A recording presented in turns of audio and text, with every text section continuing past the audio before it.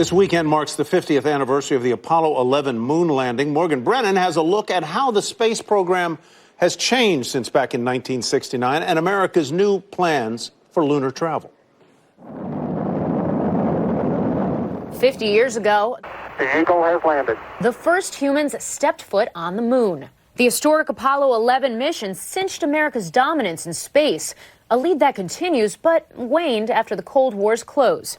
Now, that's changing. Liftoff. Companies like Elon Musk's SpaceX pioneer reusable rockets that cut the price to go to orbit, ushering in a new era of billionaire-backed space exploration that gives the U.S. more options as it rethinks its strategy for the final frontier. Now's come the time for us to make the next giant leap and return American astronauts to the moon.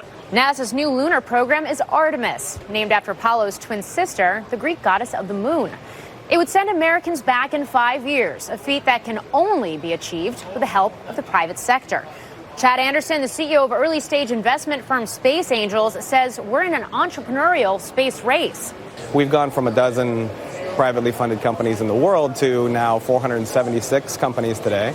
They've raised $22 billion of equity capital. One startup Space Angels has invested in, Astrobotic. It's kind of like a railroad to the moon. Astrobotic, which builds robotic landers, has almost $100 million in contracts, including recent awards from NASA. We offer NASA a much more affordable opportunity to regularly fly payloads to the surface of the moon.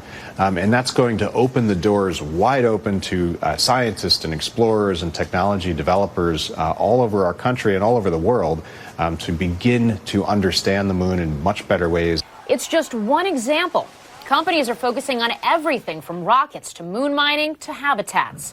Jeff Bezos' Blue Origin has spent the last 3 years designing its own lunar lander, Blue Moon. Another example, the Lunar Gateway, a space station that would orbit the moon, which several contractors, including privately held Sierra Nevada Corporation, are competing to build. The purpose of that is for NASA to launch exploration missions from there and support exploration of the moon and then eventually other locations.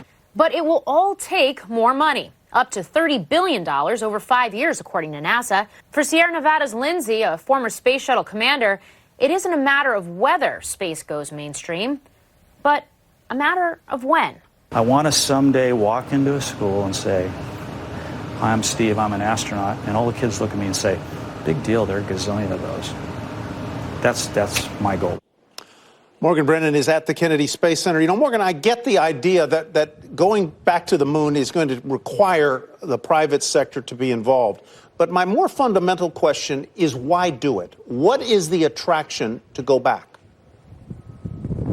So here's the way NASA and, quite frankly, entrepreneurs like Jeff Bezos, who's very keen on with all of his efforts at Blue Origin on going back to the moon as well. This is how everybody's thinking about it.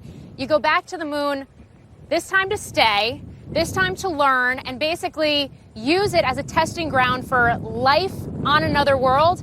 Also, you have water there, you have other potential materials, resources, and it could become a way station for further deep space exploration and to our travels to Mars.